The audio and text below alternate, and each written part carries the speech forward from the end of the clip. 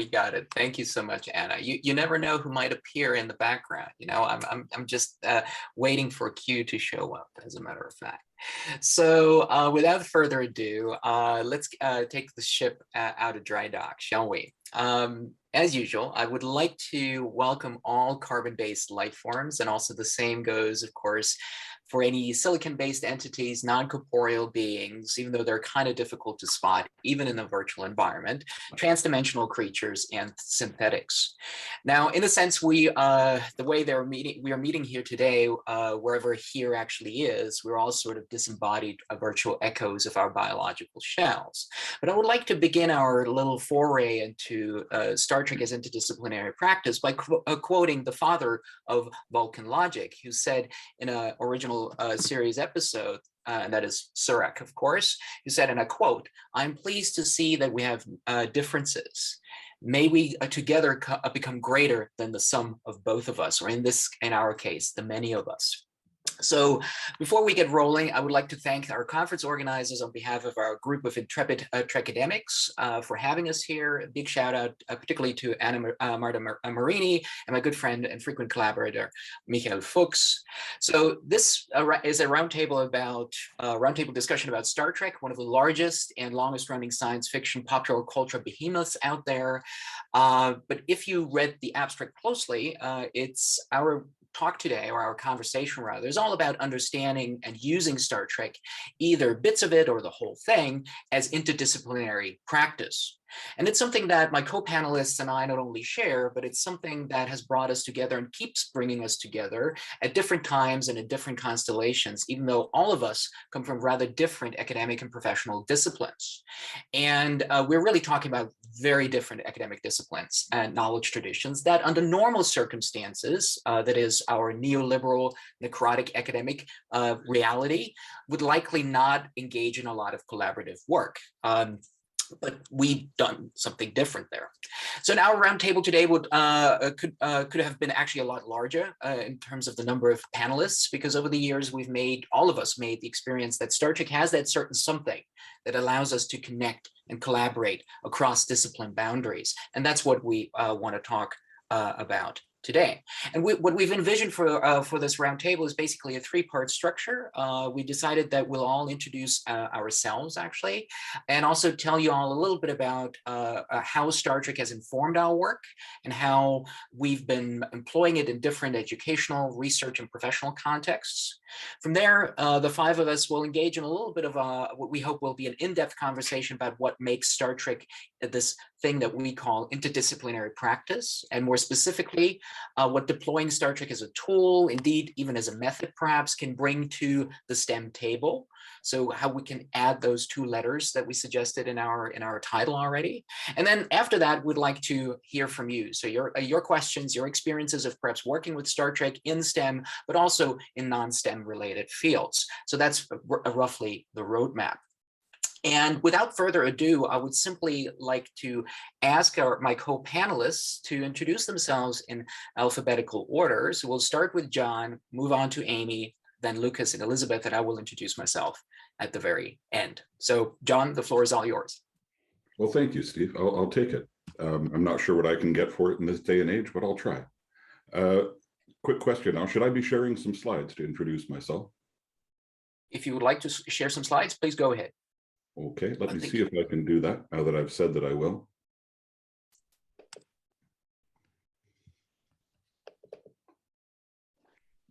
Can you all see that? Yes. I think you can. Yes. Okay, great. Then all I have to do is present.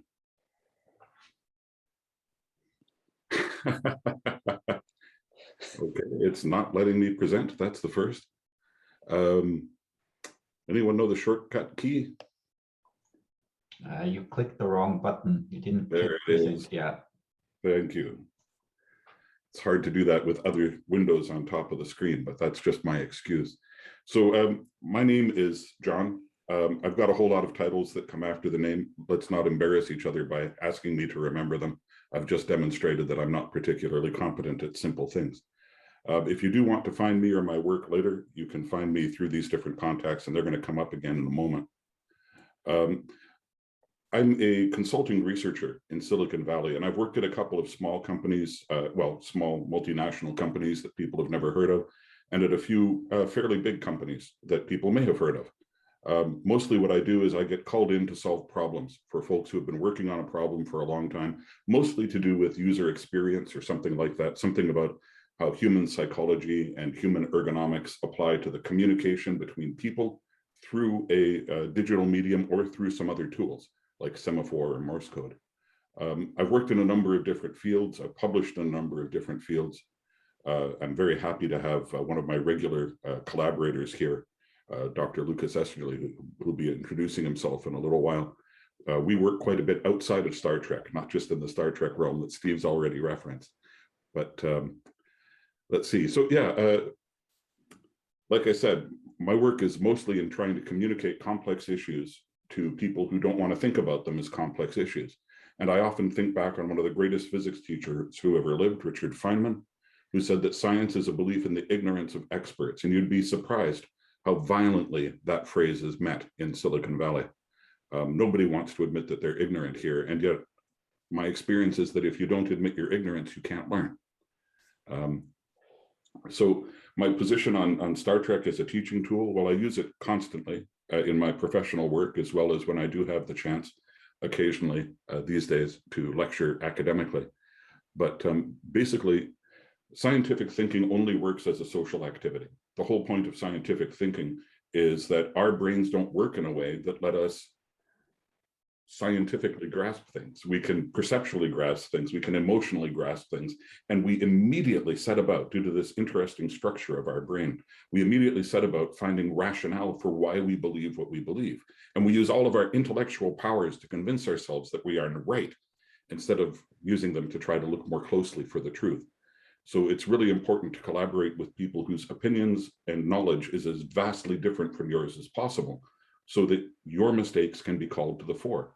Not because anyone should make fun of you, but because admitting our mistakes is exactly how we open up the realm for learning. Please remember, since this is an academic concert, I feel free to reference René Descartes, and not as a source of all wisdom.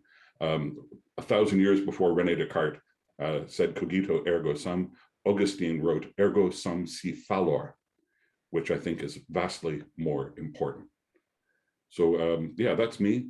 The purpose of teamwork in Star Trek, as I said earlier, these quotes, all of the quotes that don't come from Dr. Feynman come from my chapter in the book that Steve edited, or that Steve led and a few of us co-edited, called Set Phasers to Teach. And I strongly encourage anyone who's interested in teaching to take a look at it. And again, that's me, if you'd like to find me later. Thanks, Steve. Thank you, John. Thanks so much. Without further ado, let's head on to Amy Chambers. Hello, my name's Amy Chambers. I'm a researcher and lecturer at Manchester Metropolitan University in the UK. And I come from a different disciplinary background from John and from other scholars, although because of the interdisciplinary nature of my research, Star Trek has ended up being very useful for me as a sort of calling card and position to get different people interested in my work. So I self-define as a science communication and screen studies scholar. So I have a background in history, but as a researcher, I moved into looking at the relationship between science and entertainment media as a cultural form during my postdoctoral research, where I started to think about the ways that science is explored, communicated, and engaged with through science fiction. I've done this both through literary studies as well as looking through film. One of my sort of recent engagements with Star Trek in particular was doing a talk on this particular subject at the Destination Star Trek convention, where in the audience, dressed as a Klingon, was a member of Ofcom, which is the British Regulatory Board for Film and Television in the UK. And they invited me to come and give a talk on science education and science fiction for the BBC because of that particular event. And so I can give you some really lovely direct impact of how Star Trek has impacted upon my work, but also how it's ended up being something that's been a really useful tool for exploring this relationship between science, culture, and the way that we experience that in our day-to-day life. I don't have a background as a scientist. I have a background as a military historian who then got interested in cultural history. And so this has been sort of part of my journey as an academic, as well as a fan as well. Thank you so much, Amy, and congratulations again. I did not know that. That's fantastic. Lukas, please. Thank you. Hi, my name is Lukas Esterle. I am an associate professor at Aarhus University in Denmark. I have a background in computer science, so I'm again going more in the STEM area rather than the social sciences. But my research is very much influenced by Star Trek, and that's how I got into teaching with Trek and into the Star Trek community. I obviously grew up with Star Trek, like so many of us, and came to love Star Trek. And I believe that Star Trek was one of the core reasons I actually got into technical sciences. So I started off with computer science, but then got into electrical engineering and a more engineering kind of direction. I don't want to blame Scotty, I don't know. But in any case, I got into engineering, and I'm doing a lot of work on something that's called pervasive computing. So the idea is that computers are pretty much everywhere. But I believe that even though we have our smartwatches and smartphones and I don't know what else, smart things, those things are pretty dumb.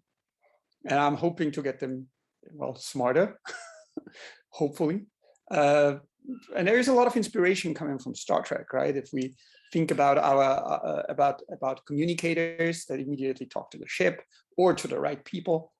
If we think about the analyzer when people are in the sick bay, but also other areas such as swarm intelligence when we talk about the Borg and things like this. So there is my inspiration, where we try to have individual systems that become very smart and potentially work together and become even smarter. That's at least the goal of my research. But with this, I'm also teaching a lot. And I like to use Star Trek as kind of a tool to bring information closer to my students, because I believe it kind of, it brings the language to a level that is very accessible, right? And very easy for them to grasp.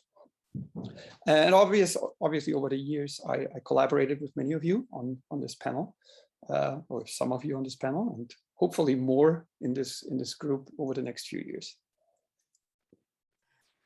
Thank you, Lukas. One thing I got to bring up here, perhaps a little bit of a disclaimer. People in the audience don't know that once they walk away from this roundtable, they might become assimilated when you listen to Lukas just a little bit too long, perhaps. We'll get there. All right. Thank you so much. Elizabeth. I'm so glad to be here. I'm Elizabeth Baird Hardy, and I am Senior Instructor of English at Mayland Community College, which is in the Appalachian Mountains of Western North Carolina. It is nowhere near Maryland. Mayland is an acronym, which stands for our 3-county service area. So I'm always having to explain. I had someone last week say, "How can you teach in Western North Carolina if you live in Maryland?" No, it's Mayland. It's not a real place. It's kind of fun that I teach in a fictional place, which I really enjoy. I sometimes tease my students about having to get on platform 9 3/4 and that sort of thing in order to get to our college. I also teach film classes. I teach mythology classes, and I get to edit Gateways, which is our creative arts journal at the college, which I really enjoy, and which actually this year our new edition has a very Star Trek influenced theme of looking up, because of some of the work I do also with our observatory.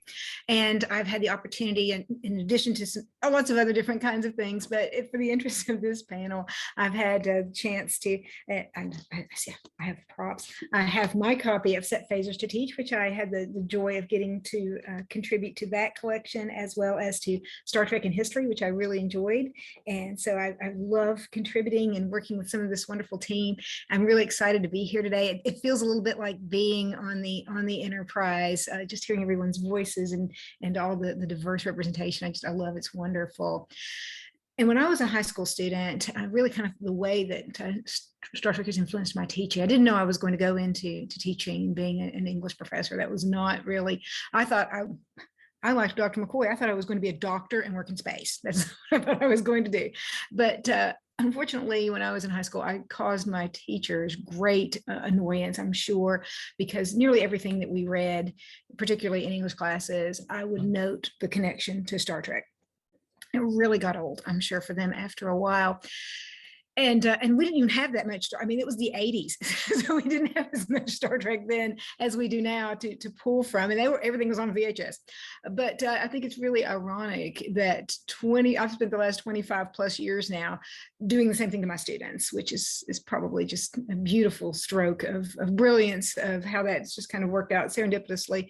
So I use Darmok to teach illusion, and I have it works beautifully helping students understand that if you don't understand the illusions, you don't understand the language. So I use that as an example. When I introduce Herman Melville in American Lit 1, I always use Wrath of Khan and First Contact, both of which employ his work in a different way. And it helps us to sort of understand how literature can have a big impact on the way that we see the world. And if we learn the lesson of literature or if we fall prey to it one way or the other. So it's really interesting. And outside the classroom, my work with the community college system has been very influenced by Star Trek. As I said, I work with our observatory, and I'll pull up the link here in just a second so you can see if you're interested and you want to know more about the Earth to Sky Park that my college has, which has the Baird Dark Sky Observatory. We are a long way from civilization in many ways. We have a lovely dark sky. So we have a wonderful observatory that is world-class, but open to the public. And so we have people who come from all around. So I'm sort of their unofficial cheerleader, which I really enjoy having that role. That's very exciting to me. And I'm also promoting a space-themed class series in conjunction with that. So our astronomy professor is teaching a section in spring, and then I'll be teaching Introduction to Film with a very science and space film emphasis. And then I'm teaching an English composition class in which the focus novel will be The Martian next year. So I have a lot of emphasis there, definitely because of my influence from Star Trek. It's really helped me kind of also see how collaborative learning works, just the way in which Star Trek works as an experience. It's really changed my outlook as an educator, really shaped that. It's something that Star Trek has always seen learning as joyous. On Star Trek, there's the optimism and also that idea that learning is a wonderful experience. So the crews of all the different enterprises and of other ships, these are people who very often are engineers, they are scientists, they are doctors. They are not people who work in the humanities, and yet they enjoy the humanities because they're enjoying.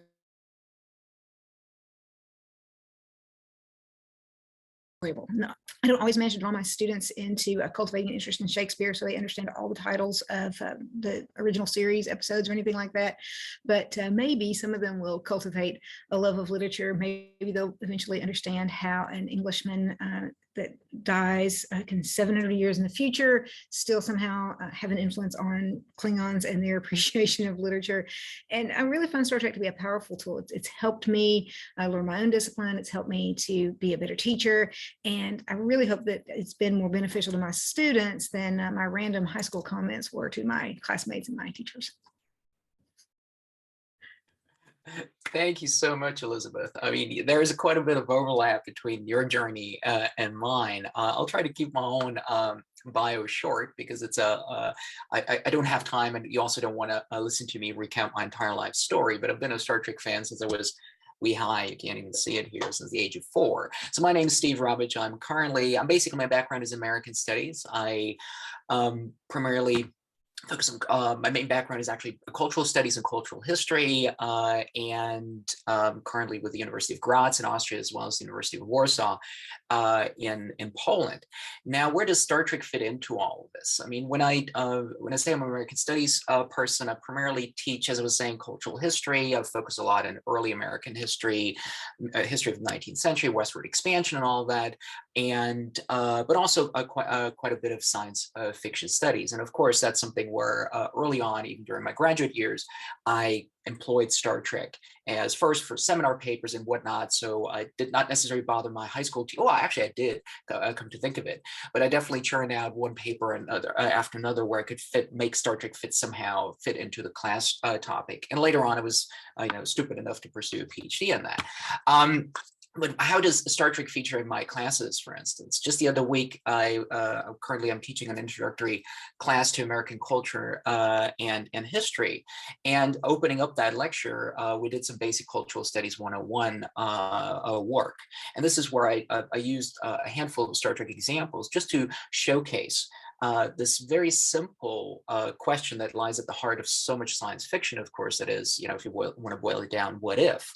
It's a very simplistic question, but on the surface, right? But it leads to a lot of profound more questions, essentially, right? So that's, for instance, where Star Trek is a great teaching tool. And the others, it's one of two ways that I usually employ Star Trek. The other one, of course, Star Trek is deeply entangled with American history and culture, often serving with individual episodes or movies as allegories, of course, of whatever American culture at large was dealing with at any particular given time. So whether it's the Cold War allegories of the original show, Star Trek Next Generation and Deep Space Nine and Voyager being actually a great fountain of allegories about life in the 1990s, and now, of course, contemporary Star Trek as well. It's taking us into a completely different direction in many ways. So this is where I basically position myself as a self-declared academic Trekkie.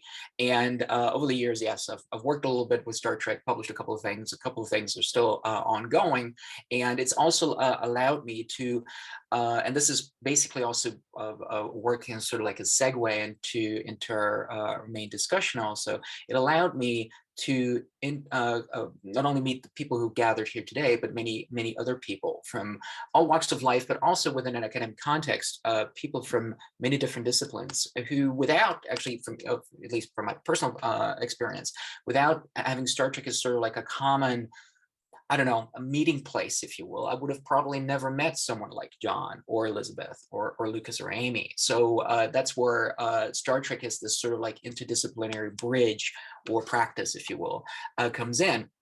And with that, I actually prepared one basic question that I would like all of my co-panelists to respond to, and then hopefully have a little bit of a conversation based on that, and then I'll quickly open up the floor to questions and comments from the audience. And since we did pitch Star Trek as this, using a hyperinflated term of interdisciplinary, it's used all over, and often it's used or misused even, right? But we've pitched Star Trek as an interdisciplinary practice. So based on our past, some of it is shared and ongoing experiences, what is it about Star Trek that makes it a tool or a vehicle, perhaps even a method for interdisciplinary practice? So I greatly appreciate if whoever wants to go first, my co-panelists, to tackle that. But we definitely want to hear from each and every one of you. So what makes Star Trek this tool for interdisciplinary, collaboration practice, whatever you want to call it?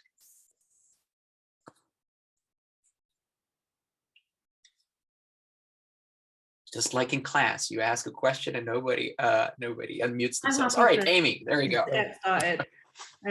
So for me, again, I come from the fan position.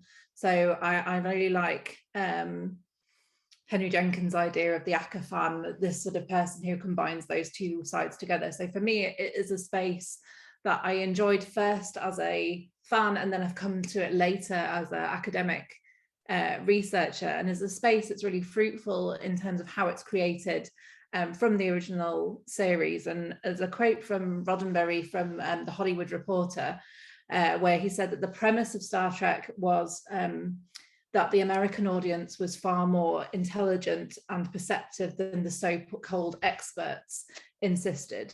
And so there's this sort of idea that Star Trek has this opportunity and offers a space for a discussion of quite complex ideas. And as the other panelists have noted, this sort of relationship between fiction and science, between different forms of knowledge, often comes to the fore within Star Trek. It's this sort of mix of scientific knowledge from my science communication perspective within a fictional frame, and using fictional techniques to engage with and explore scientific ideas through narrative. So taking what could be very complex ideas and narrativizing those in a way that makes them feel accessible without babying or sort of patronizing an audience. Roddenberry works from a position where he believes in the intelligence of his audience. And I think that's an important thing to sort of recognize in terms of the way that the series is put together.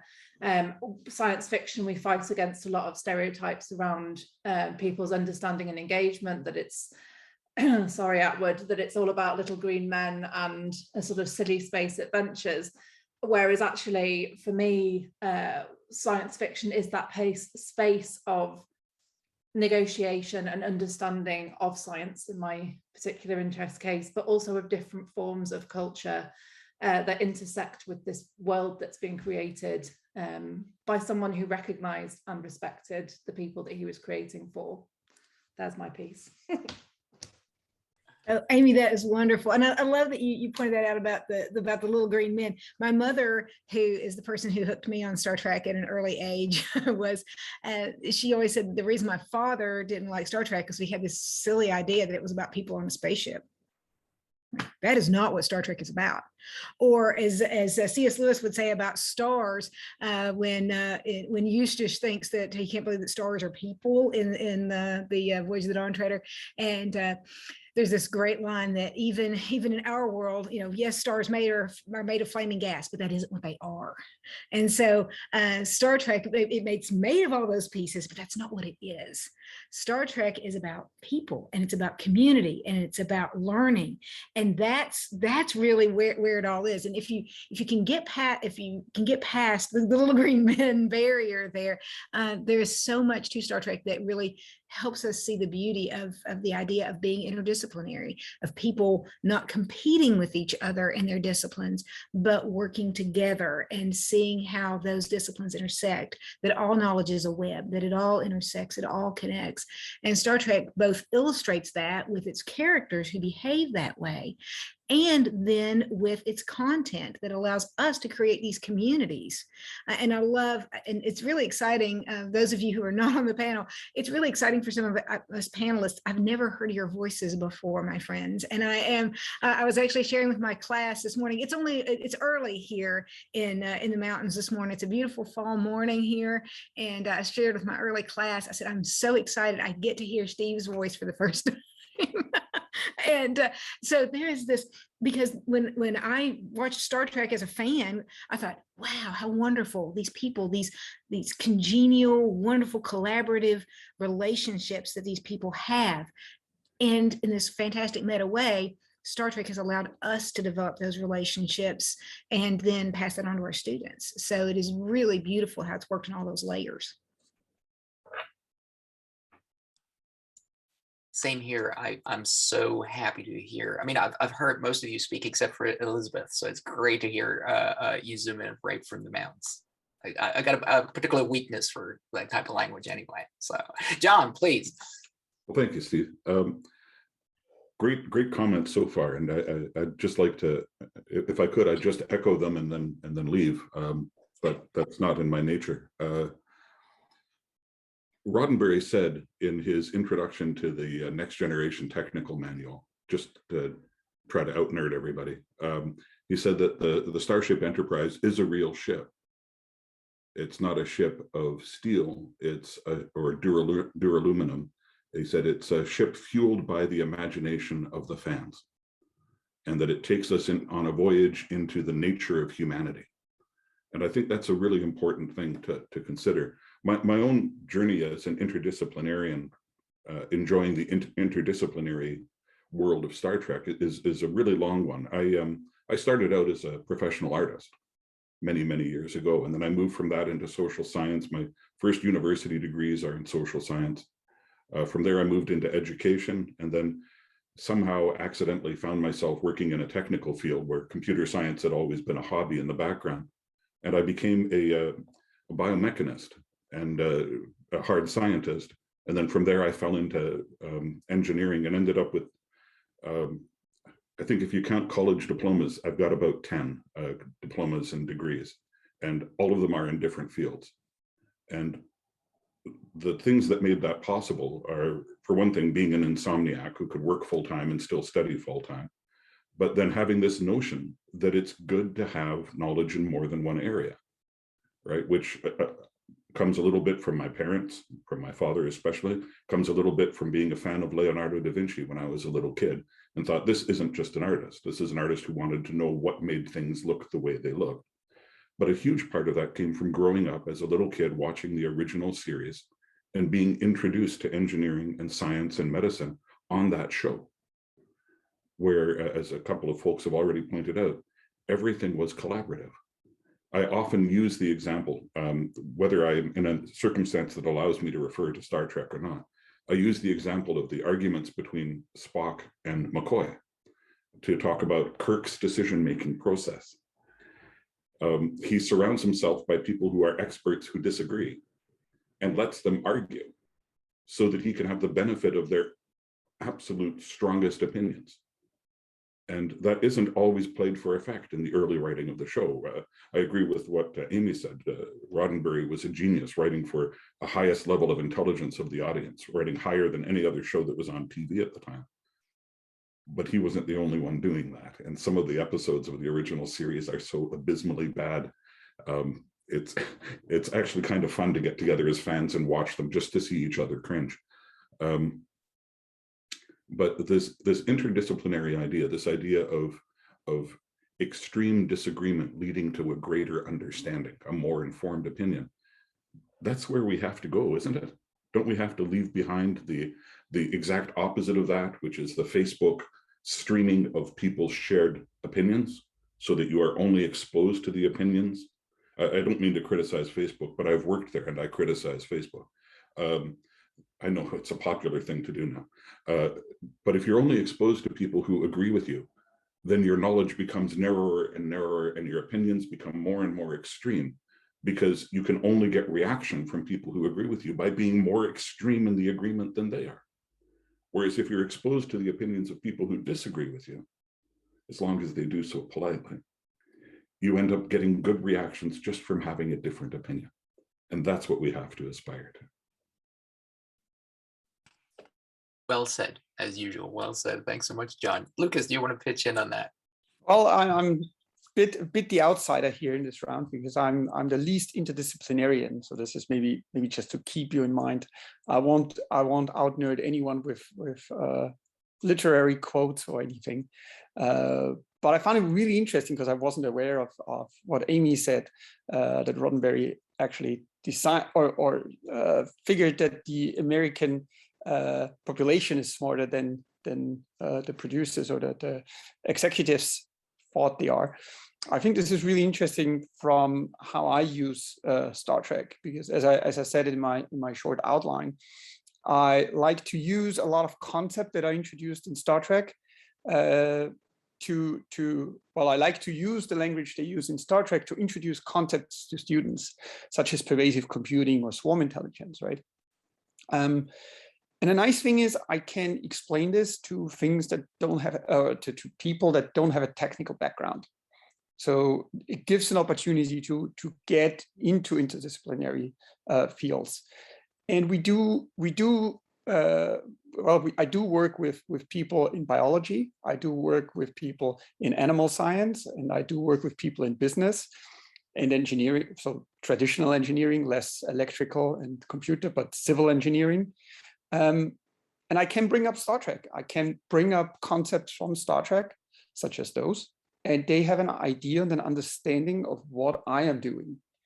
And that, to my experience, really helps the understanding. And supports the interdisciplinarity. The other thing that John mentioned about the bringing different people together and kind of benefiting from the argument they create, this is actually something I do use per se in teaching. and I was trying to find the slide, but obviously I didn't. But I have a slide in software engineering where I talk about teams. And this slide consists of a picture of the next generation crew. And the idea basically is, well, there's different people, different backgrounds. Not everyone needs to be the best programmer, especially in software engineering. And the same situation becomes when we talk about computer games or anything. So I'm teaching all different kinds of subjects at the university. But as soon as we have teams working together, Star Trek is my go-to reference. And I like this idea about the arguments, about having different expertise. And obviously this leads to arguments. I haven't thought about this from an interdisciplinarian side, but I'm definitely going to use it in the future. So thanks, John, for bringing this up. Okay, and now I talked me into like a dead end, and I forgot what else I wanted to say. But I'm sure I'm happy to jump in there because you used a wonderful image there, which kind of also informs my understanding of Star Trek as an interdisciplinary practice. Because when you said when you're teaching, what was it? Software engineering, right? And you have the image of the next generation crew. I mean, there's a reason as to why I have this particular background here also, and it's been brought up a couple of times already. But the one thing that I think we do see as a through line in all of Star Trek, and as sort of like just a base model, if you will, and is something that we rarely get to see, I would argue, in our everyday academic practice. And that's exactly what some of all of you actually pointed out one way or another. That is, we have different experts of different disciplines who would, under our current circumstances, usually not even meet, but they come together to either usually find a solution to a problem, right, or figure something out that is either unknown, unexplainable, or whatever, right? And it's, I would like to see a few more humanities people perhaps at some of these meetings, right? Because they are all, all those experts, whether it's hard engineers like chief engineers or medical practitioners, of course, those are all hard science people, but they all integrate in their decision-making process also the humanities, of course. I mean, that's where people like Elizabeth and myself come in as well, right? And this is, I think, this is where we see, and it's positively connoted on top of that. So this is something where it's not just, of course, it's a military hierarchy, and we can go into all sorts of, baggage that Star Trek, of course, brings with it, history of colonialism, you name it, right? But as a base model, at least, we do have experts, also speaking all their own different languages, if you will, their own specific discourses, coming together and figuring something out, right? I'm not sure how many of you in the audience, and also on our, of course, my co-panelists, where that has happened just spontaneously in your own different fields, right? Just based on the little nooks and crannies, or as John, as you were saying, the Facebook streams that also govern our academic experience, right? I mean, even in my own little nook of the academy, I'm also surrounded primarily by other American studies people, right? And let me tell you, not too many of them are Star Trek fans. So I don't know. That's why I see at least some of that interdisciplinary ideal practice, right? Of course, it comes with caveats, right? But why not introduce, because interdisciplinary was big a couple of years ago in academia, now it's coming back, whether it's now transdisciplinary, whatever you want to call it, whatever the buzzword is, right? But it's hardly ever practiced, I would argue, right? I don't know. I don't know how you guys feel about this, and also how perhaps, because it ties a little bit into the overall theme of our roundtable, of course. This is a conference about the representation and popularization of STEM, right? And we've all seen what the STEM only paradigm kind of causes in terms of, like, getting people to enter STEM fields, right? Pursue studies in STEM without perhaps considering some other letters that perhaps should be there to make this more, of course, on the one hand inclusive, but on the other hand also more informed, so that we don't end up in some of those echo chambers. So I don't know whether some of my co-panelists could chime in here and provide a few specific examples, perhaps also as to how we can add some of those other letters to the STEM mix. I mean, STEAM's been around for a while. Thanks to Amy, we added that second M in our title also. So I don't know, Amy, whether you want to take a first shot at this. I mean, how can we use, for instance, something like Star Trek to add more to the paradigm of STEM? So some of my experiences during some of my postdoc, I was based in a medical school. And so I was a film historian figure working inside a medical school and teaching medical students. And it was really interesting to think about how the humanities fit into that sort of stream of teaching, but also how important it is and how lacking it is often from a lot of science programs in terms of engaging with science communication, engaging with science and the way that different people receive and understand the sciences. So for teaching purposes, one of my other passion films that I actually did my PhD on is Planet of the Apes. So I've used Planet of the Apes in teaching medical students, which was very confusing for them, but thinking about using different forms of science fiction as a way of getting them to think about how their practice as scientists, as medics, is affected by the types of things that people watch and have sort of understood science through science fiction. So this idea of Star Trek as a creative space that allows us to explore, speculate and negotiate ideas around science and medicine through an artistic, creative form. And as scientists, as medics, having to understand that people's perceptions and understandings of science, its capacities, its futures, its imagined futures and current possibilities and creations are not simply framed through non-fiction, through research, but also through the cultural narratives that exist. And something like Star Trek, which is so culturally embedded, the sort of expectations of what medicine can do is often merged into sort of science fictional spaces as well, but also as a space where these ideas have been explored creatively and then perhaps have inspired actual scientists to create these types of things in terms of body scanning, in terms of sort of medical technologies that you can see the earlier sort of imaginings of them in Star Trek. And then as the understanding of that technology shifts over time, the public understanding of that science changes,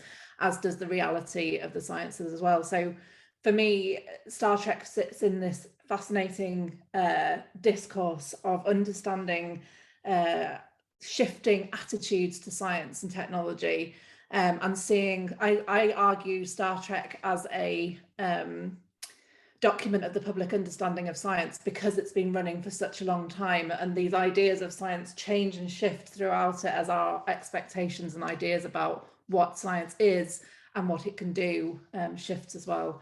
And having that arts education, that engagement with the history, with the culture of science is so important for scientists to engage with as well. So for medics, it was to do with thinking about how in science fiction and fictions of science, they are represented, and they are not only having to deal with what they think people think of them, but also how they've been represented as well, because culture and science as a culture are not easily pulled apart. I could talk about this forever, so I'm going to stop. May I jump in there? Go ahead. Thank you. Thanks for clarifying that, Amy. That's lovely. I was wondering where the other M came from, and it's good to know. I'd like to speak to that because I think there are two big things that stop people from being interdisciplinary in their work here in Silicon Valley, and also in every university I've worked at. And one of them is funding, which won't be solved until we have the Star Trek future, when money is just not considered as a matter of expense to calculate whether or not you should do something. That's one. The other thing is the fragility of people's egos when it comes to expertise. And the two of them tie together really badly, because if you're working in a university or at a startup or a bigger company, there's only so much budget for your area. And if you're not getting it, someone else is. And the people who are in the same area as you, Steve, the other American studies profs you work with, are competing for the funding that allows them to have grad students and that allows them to go to more conferences and things like that. It's one of the dangers is this promotes this level of competitiveness that's not good for the students and it's not good for science. It's just good for the budget of the university or the company. And my own theory is that it's not even good for that, because it creates infighting that stops real collaborative process, especially across boundaries, but even within those narrow columns. So I think that's a real danger. I do think fiction is a great way to get around that, because I agree completely with what Amy said about how fiction frames the cultural context of what a role is. If you look at the beginning of Tom Sawyer, just touching on my very minimal knowledge of American culture, the real adventure in Tom Sawyer starts when Huck Finn and Tom go to a graveyard at midnight with a cat, a dead cat, so that they can cure warts. And when they're there, they see a murder happen. And anybody who knows the story of Tom Sawyer knows they see a murder and adventure ensues. But the murder happens because a doctor is there with two villains, a town drunk and a very evil person. And he's there with them because they're robbing a grave so he can have a body to work with, because that was a common practice in those days. Now, if you go back a couple hundred or 100 years to a story that looks back further, and Treasure Island, the doctor there is just an absolute hero. He's an absolute unimpeachable hero whose word is worth gold and whose every action is honorable. So to go from that to the grave robber, or not grave robber, but the guy who's paying people to rob a grave for him and comes along to make sure they do it right, that's a big difference in what a doctor means. I love Dr. McCoy, who is fallible throughout and says so constantly. His catchphrase is, look, this is my area of specialization. I can't do these other things, right? That's what we need more of in medicine and in art and in everything else. We need people who say, hey, I'm good at what I do, but man, I need the help of other people. Speaking of which, I'll turn off my mic. You know, I'm not always grateful for and thank you, John and Amy both made me realize I have so much to be grateful for. My community college is very small. I'm half the English department.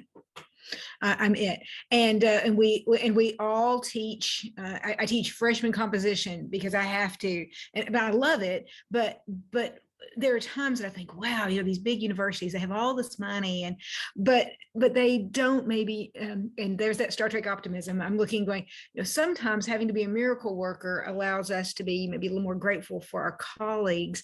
And I love, John, that you pointed out about the resurrectionists, which is what that was there. I have some friends who are historic interpreters, and Steve, you would love them. Steve's always commenting on my friends' hats on social media, but you would really enjoy my resurrectionist friends. And so that idea of recognizing, and I love that you pointed that out, that's when McCoy says, I'm a doctor, I'm not all these other things.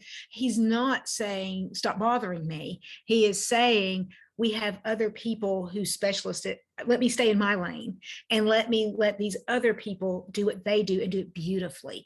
And so that is one of the great joys of the academy when it works well. And it sometimes happens sort of accidentally when we're in positions where we can't be competitive because we're all too busy just doing our jobs. So thank you for reminding me to be grateful for that. I also would like to pick up on John's word and also what Elizabeth now said, because I noticed this a lot with, again, sorry to bring up my students, but with my software engineering class, where I try to tell them there is so much more they need to know and to understand. And I think it would be, so I agree with John, there is always a problem of funding, unfortunately.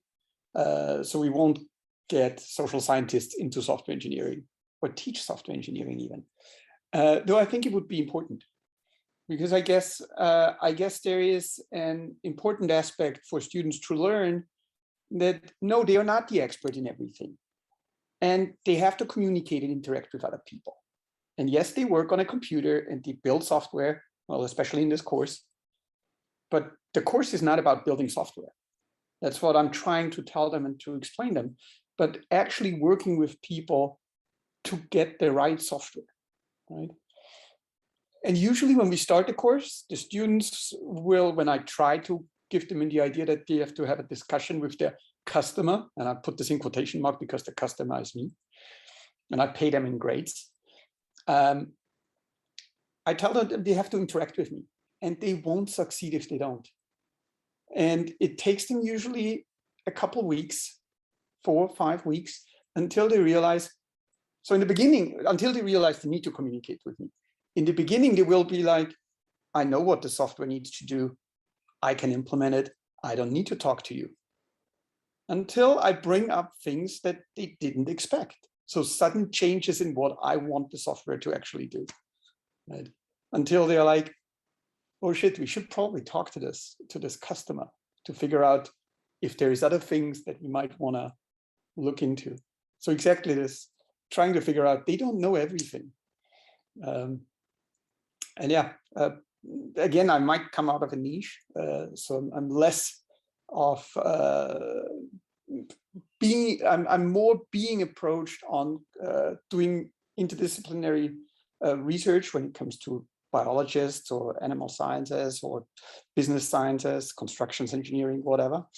I'm usually the one that's being approached because I'm doing intelligent systems, and people try to make whatever they're building or doing, whether this is with animals or with buildings or cars or don't know what.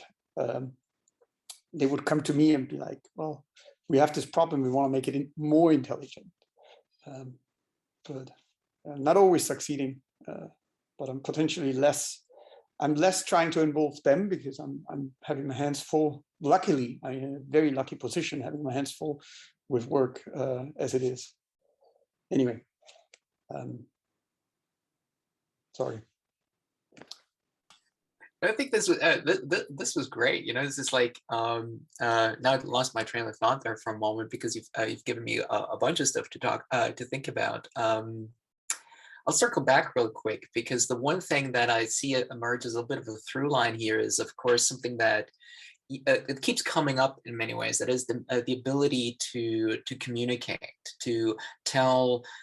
Construct convincing arguments, persuasive arguments, for lack of a better word, for someone who deals a lot with stories, narratives, to come up with good narratives, either narratives that convince someone or, for instance, talking to a customer, as Lukas was also saying, also involves narrative strategies. I mean, just the other day, and also prepping for this roundtable a little bit, I was made aware of a roundtable they had at I think it was Duke University, and it was titled "Will the Humanities Save the World?"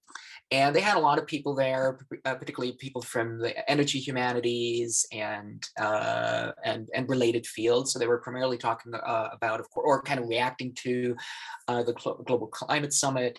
And what they all immediately zeroed in on was, we need better storytellers. We need not only better storytellers, we need people who can actually, we're not faced with a technical problem per se, because of course we've all heard these techno-futurist predictions, whatever, you come up with this and that technology, and Star Trek is also guilty of that, mind you, to a certain degree. But we, first and foremost, we're facing a challenge to the imagination. And I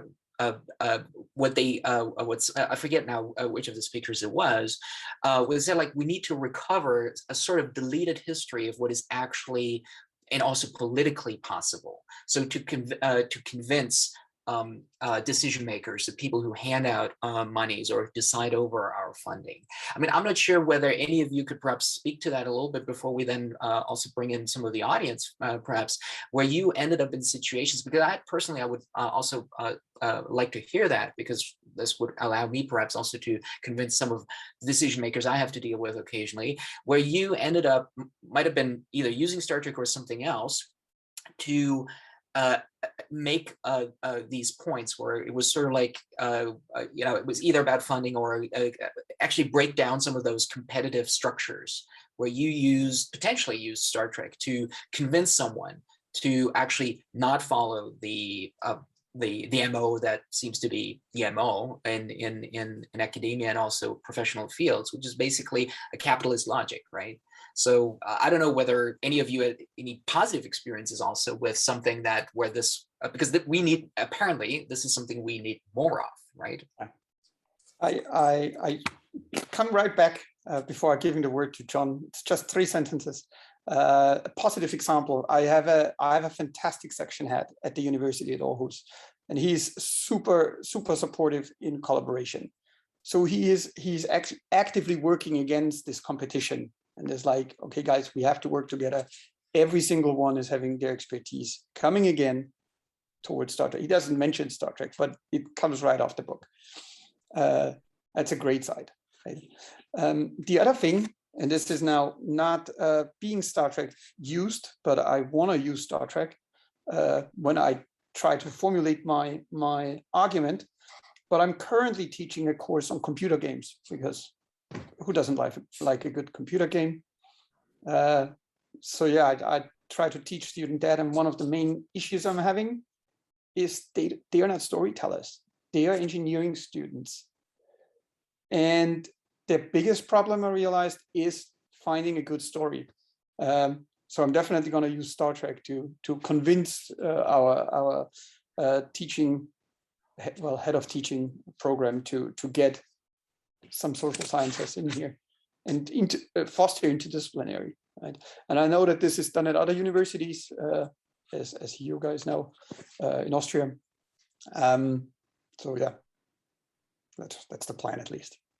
So John. That's lovely. I was going back and forth, Lukas, on whether I should tell a story about Silicon Valley or a story about academia in answer to Steve's question. I just this spring taught, thank you. I just this spring taught a course at our old alma mater in Southern Austria. And that was a course in, Lukas and I met doing our PhDs in the south of Austria. It's also where I met Steve. Just because I'm really lucky about meeting great people by accident. I was teaching a course there for their new graduate program in game studies, and that was the same. I had the same kind of experience with that group of students. A lot of them were brand new graduate students. They'd only done 1 or 2 courses before they could get into this seminar, and they didn't have an understanding of what a video game is. They had lots of ideas. Now there were a few who were actually coming from the social sciences or from the arts in my seminar, who did get it, that the medium is not necessarily the message. All apologies to Marshall McLuhan, that there actually has to be something more. There has to be a message for the medium to carry. A whole lot of them just wanted to show off their skills. And that leads to horrible failures like Google and Facebook. Oh, wait, that's giving the wrong message, isn't it? But that's what happens. I've had the same experiences working at those companies where you're sitting at a table with a group of experts, senior executives in a company, whose primary concern is that they don't lose their job. So the primary way they express that is not wanting to lose face. And the primary way that they express that is by being, disculpa per mi idioma, is by being ferocious assholes. I really hope that's okay for me to say, Anna.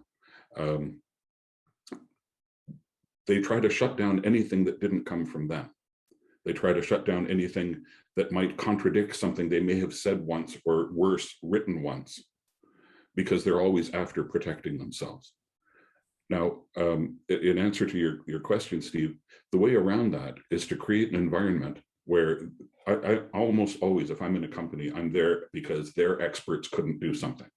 And somebody has recommended me, and they've hired me because maybe I can solve the problem they've been failing to solve for a couple of years. So I go in there and they expect me to have a head, well, even larger than it is. And what I try to do always is point out that I'm wrong. I'm wrong about this, I'm wrong about that. Correct me if I'm wrong. Of course, I'm probably wrong. I could be wrong. It wouldn't be the first time today. Everybody who's ever worked with me has heard me say 1 or more of those phrases. And if you can set that tone as part of the storytelling of how to talk about your own expertise, then you can teach people that there is a greater value to other people's knowledge than to their own. And Lukas and I worked together on how to model self-reflective artificial intelligence based on the developmental psychology of humans, so the developmental neuropsychology of humans. And that's what is missing from AI. And that's what every 2-year-old has. And then by the time they're sitting in a boardroom, they've lost it. This ability to be self-reflective and say, wow, the difference between you and me is obvious. I'm probably wrong. I could learn from that. So if you include that kind of narrative storytelling, hopefully better than I've just done it now, I find that builds the bridges that entire teams can cross. That is so beautiful. And as a storyteller, that's one of my other hats I wear. As I am an Appalachian storyteller. That's why I use my maiden name. As I like to point out, the Bard is the most powerful person in the room because the Bard tells the story. And my maiden name is a corruption of the word Bard. Whereas my husband, who is a historian, frequently likes to quote Hamilton. He says the most important thing is who lives, who dies, who tells your story, who is telling the story. And if you are the storyteller, you're the most powerful person in the room. And that can make you a terrible tyrant, or it can make you the most wonderful person in the room too. You have this incredible gift as the storyteller, as the person who tells the story. And I think that's why I use Darmok from Next Generation. To me, that is the Star Trek story. Once you understand the story, once you understand other people's stories, once they give you the gift of their story, then we can all work together, because all of our stories, and because when Picard realizes that the story of Gilgamesh and the story of Darmok are kind of the same story, and he realizes everybody has a story, everybody's story is valuable. That is such a tremendous gift. And I am so excited about hearing people in the sciences and taking. Thank you for telling stories and teaching your students to be storytellers, because that's why Star Trek has the power that it does, because of the story. Thank you. Thank you, Elizabeth. I mean, I'm rarely at a loss for words, as those people who know me know, but this is very much spot on. I want to draw in Amy real quick. Amy, do you want to add anything perhaps at this point? Because otherwise I was going to open it up to the audience also, trying to be the timekeeper, not just the storyteller. A lot of my experience comes with working with media policy and sort of how particular images and ideas get on screen. And as I mentioned in my sort of introduction, apologies for the slight madness, no internet on our campus, so I had to come home very quickly to this. So I arrived and I'm here and I'm calmer now. But I worked with Ofcom, having met someone from their ADI committees at the Star Trek convention, and I went and gave a talk at Ofcom, obviously virtually because pandemic. And part of that talk was thinking about different ways of improving science fiction programming in terms of its science content, but also in terms of its engagements with STEM and gender. So one of my areas of research is looking at how entertainment media can encourage engagement with STEM, as well as in terms of maintaining and retaining marginalized people within the sciences. So normalizing narratives around science, normalizing that there is in the sciences positions for people who don't conform to the white straight male stereotype that is still quite abundant, although shifting. One of the things that got me into Star Trek was the emergence of Michael Burnham in the Discovery storytelling, the Discovery series, where you have a Black woman who is a physicist and biologist and linguist as well. So she brings in these different forms of science, different types. And I spoke to Ofcom about the fact that it wasn't simply about diversity on screen and thinking about how the sciences are being presented on screen, but also advising on how this needs to become a systemic issue, that it needs to be something that's discussed below the surface. And Star Trek is starting to shift in its series in terms of who is producing the stories. But still very much at the moment, the stories that are being told, the Star Trek stories, are still from quite limited perspectives in terms of diversity. Although we've seen some brilliant characters and narratives and storytelling that comes and represents marginalized perspectives, a lot of the people who are involved in writing and directing and producing these stories are still from a limited perspective. So although I'm very positive about Star Trek, there's still work to be done in the science fiction era, especially with big franchises with Star Trek, where they have so much power to bring in a trans character, to bring in non-binary actors, to bring in storylines that engage with these different issues surrounding equity, equality, diversity, and inclusion. but thinking about what also needs to happen in the industry to allow for these stories to be more authentic, more believable, and more powerful. So bringing in science advisors, bringing in scientists as part of the storytelling process, recognizing the expertise of scientists alongside the expertise of storytellers, and getting those people to work together, but also recognizing that that expertise is not singular, it's part of a fluid and complex intersectional identity. So if you're telling a story about women scientists, work with women scientists. If you're telling stories that incorporate people with different gender identities or complex understandings of ability, how do you tell those stories in a way that not only educates and entertains, but also represents and articulates things for people more clearly? Thanks. That was brilliant. No, it just ties into something that I mentioned, I think, as an offhand remark in one of my classes the other day. Representation on screen is only the beginning, right? It cannot be the end, right? Because the road toward tokenism, we all are familiar with some form of tokenism, is a very short one, right? So this can only ever be the beginning. No, I hear you there.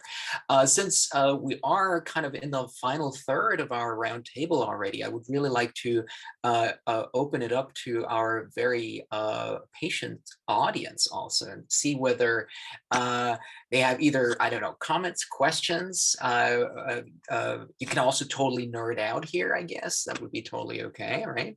But we really want to hear from you guys also. Oh, yes, we already have a first question. So Laura, please either use the chat box or unmute yourself, or also turn on your camera so we can see you. Hi. Yeah, I'm ready to turn on my camera. Hi, thank you so much for this roundtable. I have a question regarding, and well, I don't want you to hate me, so mind you, I do like Star Trek. I'm most familiar with Discovery, and I love it for all the reasons that Amy mentioned. I really like Michael as a protagonist. I think it's a great show. Although my reservations that I have with the show in general is that it's very militarized. Sometimes the decisions that they make me really uncomfortable, because it's not so much, although it has, you know, its values, and it's maybe more humanistic and humanitarian than many other similar series of the genre. But many of the decisions that they make is because it's the general told me. It's not ethical reasons, it's not humanitarian reasons. Sometimes it's the military mentality. It's very ingrained in the reasoning and the decision making of the characters. And I was wondering regarding that your approach to the series as a pedagogy resource, how will you approach this in the classroom, especially in relation to scientific research, which is always being very tainted by military research, from the nuclear bomb to any more recent, you know, scientific investigations, I guess. So yeah, my question is, how will you approach this military negative? I mean, for me, it's negative. Absolutely negative, but maybe you have more nuanced approach. I don't know. Thank you so much, Laura. This is a wonderful question. Who wants to take a stab at it? I mean, I definitely have a few thoughts also, but please, John, Amy, whoever wants to go first. Yeah, I think I find that sort of intersection of the military and the sciences as sort of a core discussion that goes on in Discovery as a standalone series rather than as part of the entire franchise. I, like you, don't have enough knowledge of all of the different franchise elements, but for Discovery, I've quite got into that. And I think one of the things that was interesting about Discovery is it starts off as a science research ship that is then hijacked for military purposes.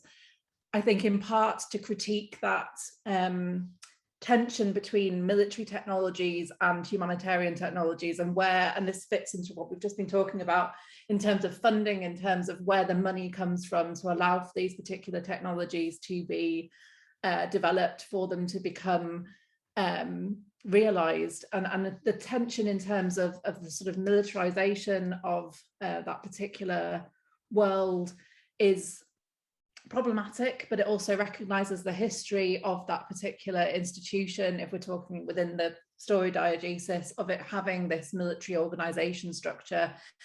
Steve can obviously talk extensively about the sort of naval structures around that particular show in terms of how it's structured and how it's put together.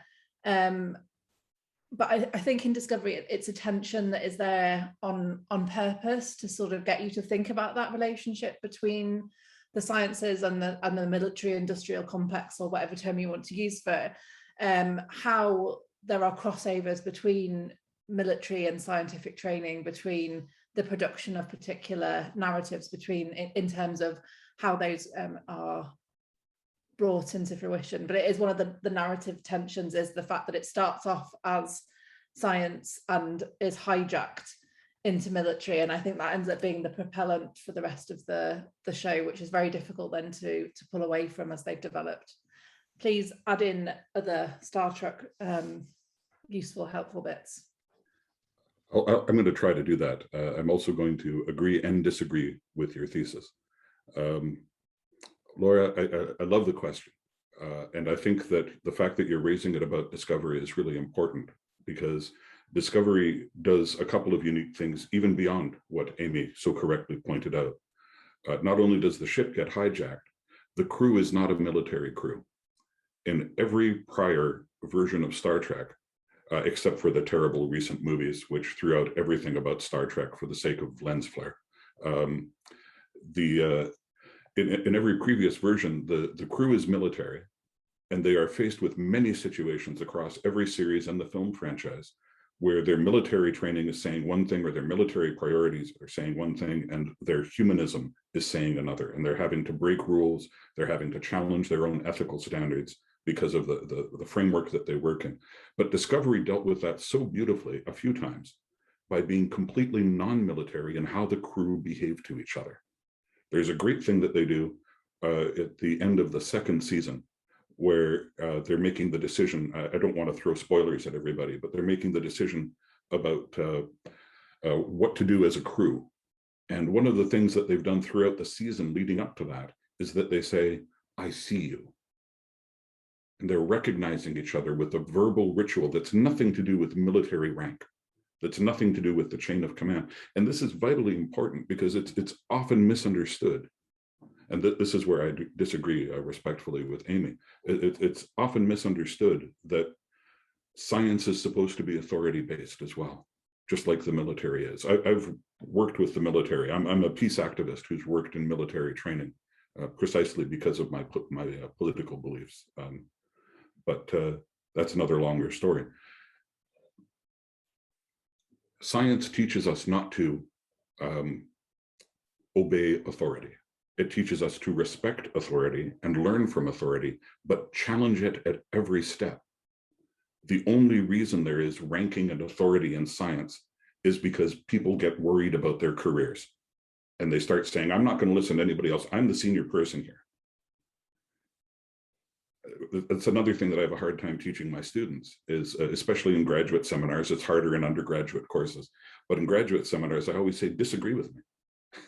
Please disagree with me. Just explain why you disagree with me. And I thought Discovery had the crew do that really well. There were times when it was overblown, like the episode that's basically an entire ripoff of the Die Hard film, where Michael is running around barefoot fighting terrorists. But the overall behavior of the crew shows that they're not a military crew. And I really enjoyed that. I struggled with it a bit in the first season and into the second season, but by the end of the second season, they had sold me on the idea that since the 60s, they've been saying these aren't military crew. It's a military ship that they're on, the purpose of which is scientific discovery and exploration. So I really like the way that they did that. So I hope that's a bit of an introduction to a different perspective, Laura, and I hope it helps. I'd love to continue the discussion offline if you would care to do so. If I may just throw in one thing, perhaps just to expand the response to your wonderful question, also to include some of the pre-discovery entries to the universe. Of course, as Amy said, like I could go on forever about this, and military structures are simply part. That would be the easy answer, simply part of how the world building works in Star Trek. But on the other hand, just one thing that we've seen consistently throughout Star Trek, mind you, is and what you said earlier, that following rules are rather breaking rules, right? Just the other day, because I needed a little bit of a break, I watched bits and pieces of The Next Generation Redemption Part 2, where Data actually disobeys, which is a frequent thing, not with Data usually, but a frequent thing. You disobey direct orders, right? And he submits himself to disciplinary action to the captain, right?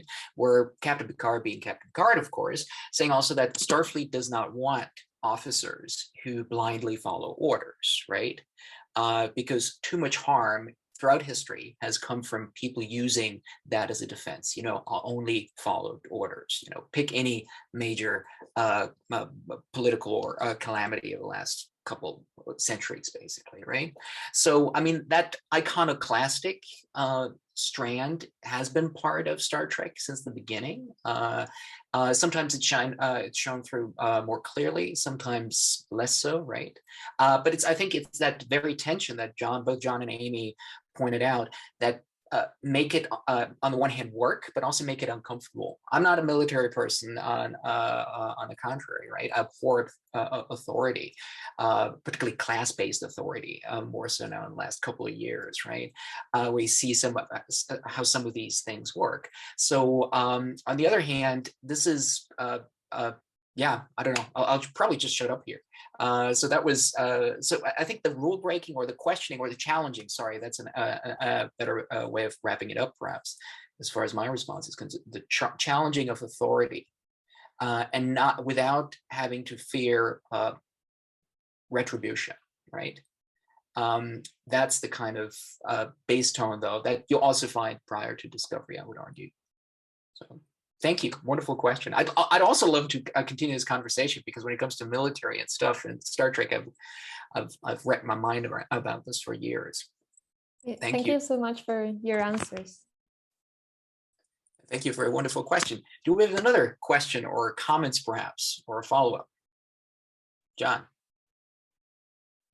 Oh, I just wanted to point out that if anyone wants to know more about this duality in between exploration and military, look at any of Steve's work.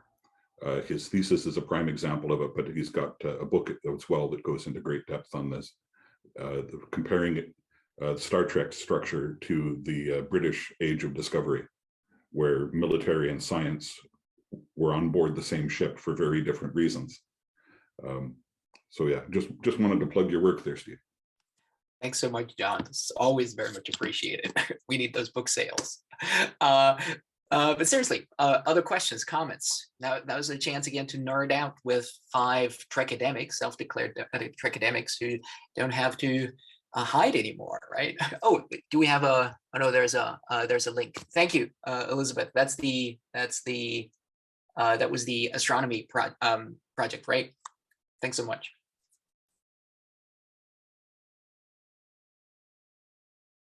Questions, comments, everybody's sort of like, or anything you ever wanted to ask about Star Trek, perhaps. Everybody has an opinion about Star Trek, even if you're not a fan.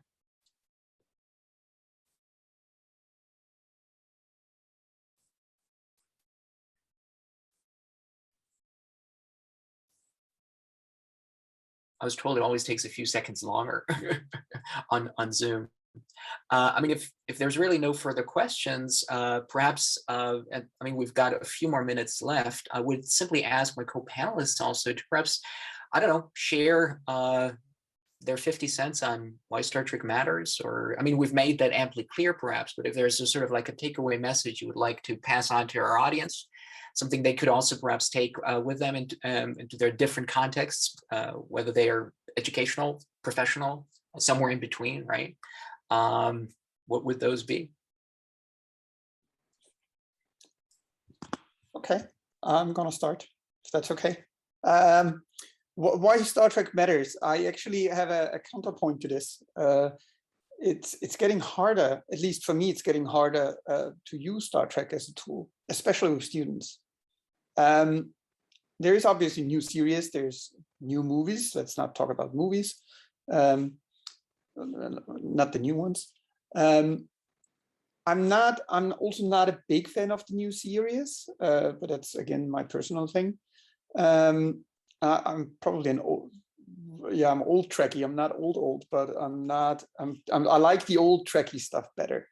But drawing comparisons with old Star Trek is getting hard simply because the students are getting too young.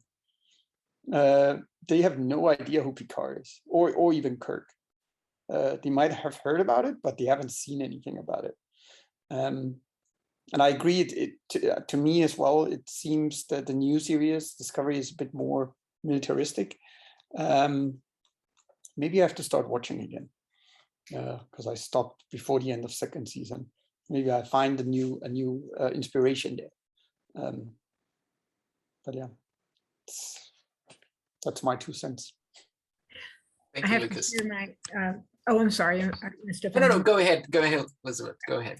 A wonderful experience back in the summer that really illustrated to me sort of the power of Star Trek.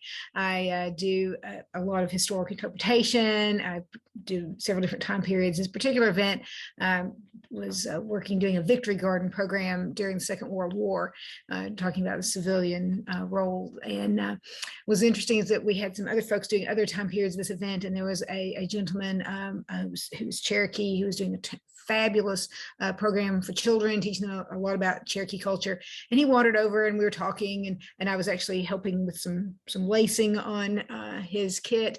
And then we got to talking about Star Trek. And so someone walked up and said, this is not something you see every day. A 1940s civilian talking to a 1780s Cherokee about Star Trek. And I said, but it is. And so that was, and when that happened, I thought, I wonder if there's some way I can wedge that into that panel. So that's my extra little moment there, because to me, that showed me just the whole beauty of Star Trek is that we could have this wonderful conversation, and it actually, we both realized that Star Trek had a great influence on what we were doing as historic interpreters too. So it's everywhere. That's lovely. I'd just say that I've had a lot of students and coworkers here in California say to me, oh, I've seen that meme, when I've used references from Star Trek. Just a few days ago, somebody really went on quite a bit about it and wanted to show me the meme and the t-shirt. And they thought that the t-shirt came first and then the meme. They didn't realize that it all came from Star Trek.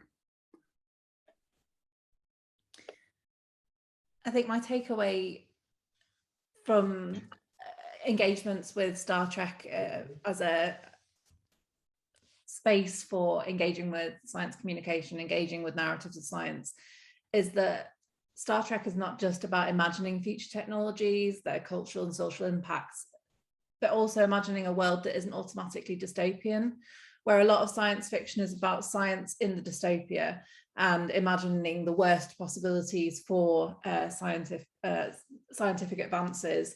It uses almost like a utopian method. It aims to think about how science and technology can change our world for the better in a way that doesn't just simply create greater separations between those who have and have not got access to particular resources or knowledges. So it offers solutions and opportunities in an imagined STEM space, which is made and built upon hopeful ideas about equity, equality, inclusion, and diversity.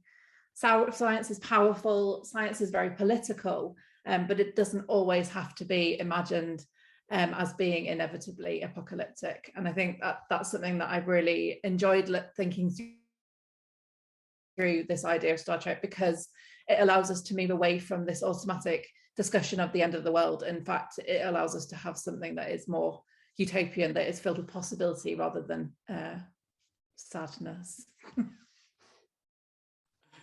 Thank you, Amy. This makes it really difficult for me to follow up on that. I'll try to keep it short. I mean, when is it, when does this not hold true that certain powers try to sell us certain truths, right? They sell you truths at every corner stop, right? And they're usually pretty cheap, right?